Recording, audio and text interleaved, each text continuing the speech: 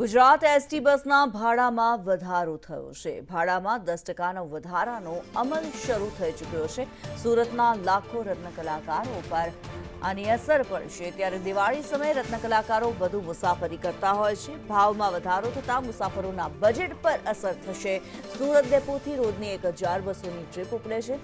રોજના 25,000થી વધુ મુસાફરો મુસાફરી કરે છે।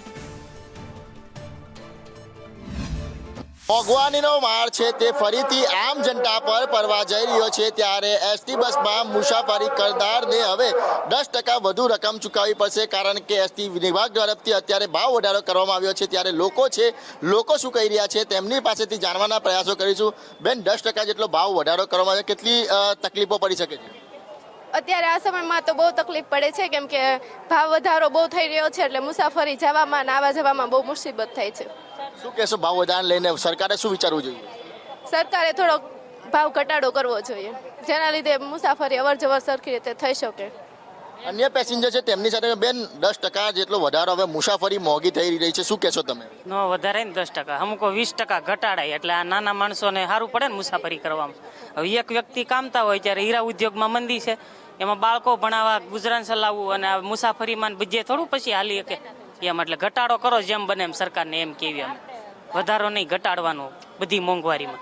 બિલકુલ, તો 2023ની અંદર પણ ભાવ વધારો કરવામાં આવ્યો હતો, ત્યારે ફરીથી અત્યારે 2025માં ભાવ વધારો કરવામાં આવ્યો છે। શું કહેશો બેન, ભાવ વધારો કરવામાં આવ્યો છે?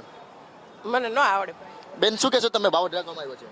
ઘટાડો એમ કહી દો બીજું। ભાવ ઘટાડો 10% થોડું હોય, 20% કરવું પડે, એટલું બધું મોંઘવારી હોય કેમ બધાને પોહાય?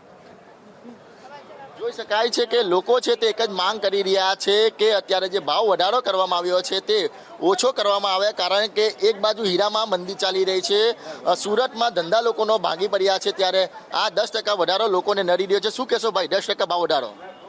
સરકારી બસોની અંદર જે મુસાફરી કરતા હોય બધા મધ્યમ વર્ગીય અને લોઅર ક્લાસનો મજૂર વર્ગ હોય અને મધ્યમ વર્ગીય લોકો હોય, તો એને ભાવ વધારો થોડોક તકલીફ કરશે। એટલીસ્ટ ઘટાડો ન કરી શકે તો જેટલો છે એટલો રહેવા દે, એમ વધારો કરવો યોગ્ય નથી આ સમયની અંદર।